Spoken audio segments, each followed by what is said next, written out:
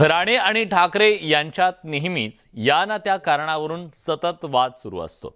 मुद्दा कोणताही असो, ठाकरे कुटुंबावर निशाणा साधण्याची एकही संधी राणे कुटुंबीय सोडत नाही।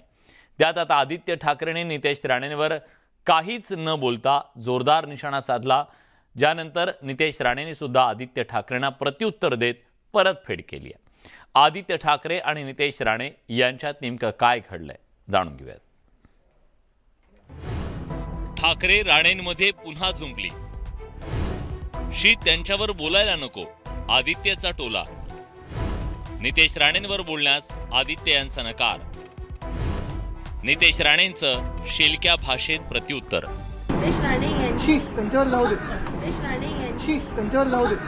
आदित्य ठाकरेंना पत्रकारांनी प्रश्न विचारला होता। आदित्य ठाकरे म्हणून आवाज स्वतः तुच्छ असल्यामुळे, स्वतः घाण असल्यामुळे अन्य सगळे घाणच दिसतात। शिवसेना उद्धव बाळासाहेब ठाकरे पक्षाचे नेते आदित्य ठाकरे आणि भाजप आमदार नितेश राणे यांच्यातलं हे वाकयुद्ध। ठाकरे आणि राणे कुटुंबातला संघर्ष सर्वश्रुत आहे। आता दोन्ही कुटुंबाच्या पुढच्या पिढीनेही हाच संघर्षाचा वारसा सुरू ठेवल्याचं पाहायला मिळतंय। त्याला कारण ठरलं आदित्य ठाकरेंची हेटाळणीयुक्त प्रतिक्रिया। नितेश राणेंनी सरपंच निवडीवरून धमकावल्याबाबत आदित्य ठाकरेंना प्रश्न विचारला। त्यांनी अत्यंत तुच्छतापूर्वक नितेश राणेंवर निशाणा साधत काही न बोलताच या संघर्षात भर घातली।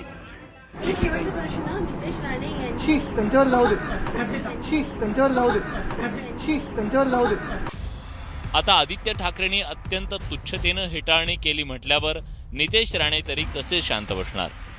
नितेश राणेंनीही आदित्य ठाकरेंच्या या हेटाळणीला त्यांच्या स्टाईलमध्ये प्रत्युत्तर देत ठाकरे राणे वाद सुरूच राहणार हे स्पष्ट केलं।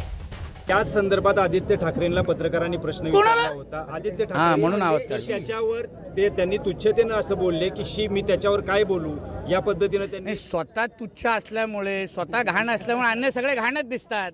त्याच्यात काही नवीन विषय नाही। म्हणून त्यांनी एक ज्याला आपल्या मतदारसंघामध्ये काय होतं हेही त्याला ठाण पत्ता नाही। मतदारसंघ कुठला, वरळी काय डिनो मोरियाचं घर हेही त्याला विचारायला माहीत नाही, त्याला मी काय उत्तर देणार? एकंदरीतच आदित्य ठाकरे राणेंबाबत बोलले नसले तरी त्यांनी केलेल्या हेटाळणीनं ते बरंच काही बोलून गेले। त्यावर आता नितेश राणेंनीही अत्यंत शेलक्या शब्दात प्रत्युत्तर दिल्यानं ठाकरे राणेंमध्ये पुन्हा झुंपल्याचं पाहायला मिळतंय। या संघर्षात पुढे काय घडतं हे पाहणं महत्त्वाचं असेल। Bureau report, news 18 Lokmat. राज्यातल्या शेतकऱ्यांसाठी वरदान ठरलेली जलयुक्त शिवार योजना राज्यात पुन्हा सुरू होणार आहे।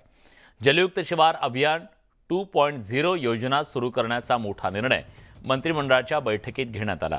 त्यामुळे महाराष्ट्र पुन्हा सुजलाम सुफलाम होण्याचा मार्ग मोकळा झालाय। शेतकऱ्यांची दैन्य अवस्था नष्ट व्हावी यासाठी तत्कालीन मुख्यमंत्री देवेंद्र फडणवीस यांनी 26 जानेवारी 2015ला जलयुक्त शिवार योजना सुरू केली होती। जलयुक्त शिवार योजनेअंतर्गत केलेल्या कामांमुळे खरीप आणि रब्बी हंगामातील पिकांसाठी सिंचनाची सुविधा निर्माण झाली। या योजनेवर 9,633 कोटी रुपये खर्च करण्यात आले होते। जलयुक्त शिवार योजनेचा राज्याला कसा फायदा झाला होता जाणून घेऊयात। 26 जानेवारी 2015 रोजी जलयुक्त शिवार योजनेची घोषणा करण्यात आली। योजनेअंतर्गत पाण्याची समस्या सोडवण्यासाठी जलसंधारणाला चालना देण्यात आली। जलसंधारणाच्या माध्यमातून शेतकरी त्यांच्या शेतात पाणी पोहोचलं। योजनेमुळे हजारो गावांमध्ये पाण्याची सुविधा उपलब्ध झाली, पाणी खळाळू लागलं।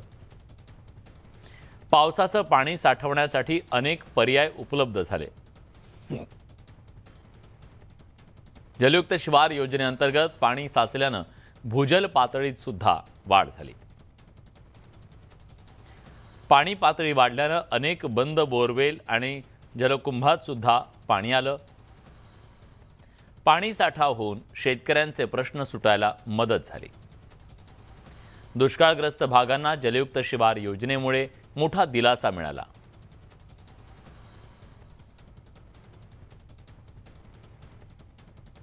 आज मंत्रिमंडळमध्ये आपण एक चांगला निर्णय केला आहे की पुण्याकडे जे शिवसृष्टी प्रकल्प उभा राहते त्याच्यासाठी महाराष्ट्र सरकारने 50 कोटी रुपयाचा प्रावधान आता केलेला आहे। त्या शिवसृष्टी प्रकल्पामध्ये छत्रपती शिवाजी महाराजांच्या जीवनाचे संबंधित सर्व काही जे पैलू आहेत तिथे आकारणार आहे.